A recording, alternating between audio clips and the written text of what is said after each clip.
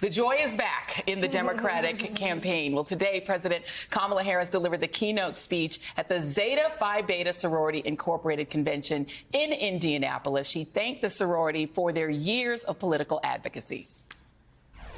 And for generations, the finer women of Zeta Phi Beta Sorority Incorporated have fought to build that brighter future.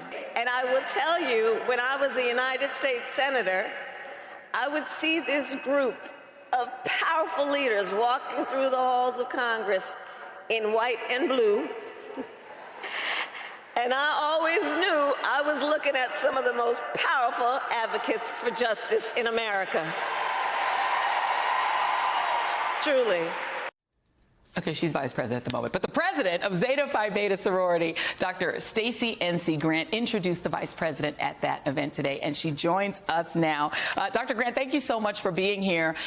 First of all, just let us know, how was it to be in that room with the vice president and presidential candidate?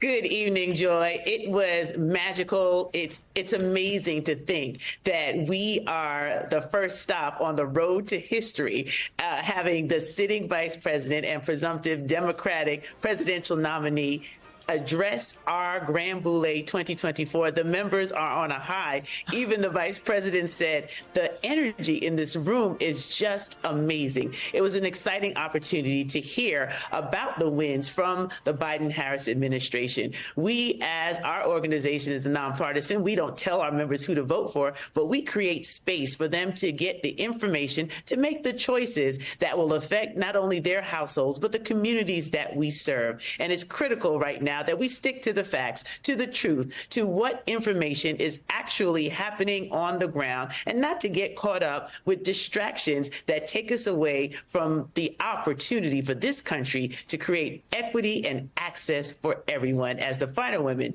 amplify the extraordinary power of she through legacy, leadership, and impact.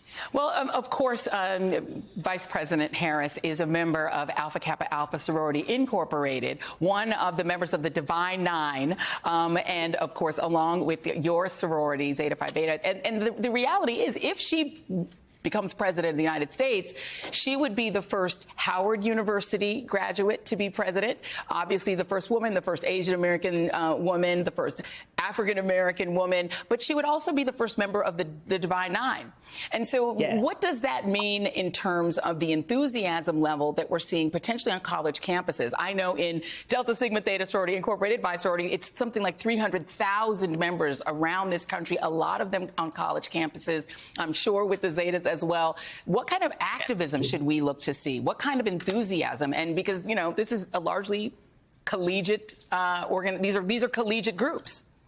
Collegiate groups and graduate members. It's not just for the collegiate experience. We stay throughout our lifetime. And we collectively are unified in our approach to educate and mobilize our members to get out to vote. All of us are committed, my colleagues of the Divine Nine, the other presidents of the other 8 organizations, we are working together to make sure we're educating the electorate. They understand what's at stake in their homes, on their block, for their children, for their seniors, that we stick to informing and educating opportunities where our members can support the community in getting access to the right information so they can make informed decisions at the poll in November. But the history that we get to make together is something that you can't really put into words. To think that someone who made history already as the first female vice president of these United States is now